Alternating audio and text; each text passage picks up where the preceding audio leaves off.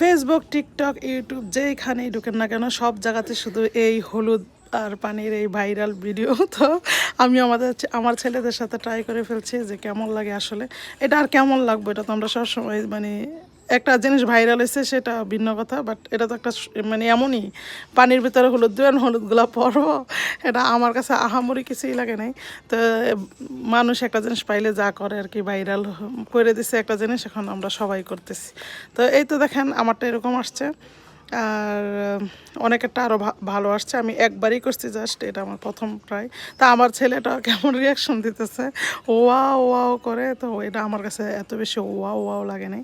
তারপরে দেখেন আমি একটা বড় গ্লাস নিয়েছি যেন মানে অনেকক্ষণ ধরে ওরা দেখতে পারে যে কীভাবে পড়তেছে। আমার মনে হয় আমি হলুদ একটু বেশি দিয়ে ফেলছি। তা আমার মতো কে কে এরকম ভাইরাল ভিডিও করছেন সবাই ট্যাগ করেন, আমিও দেখে আসি আপনাদেরটা কেমন হয়েছে, কী অবস্থা।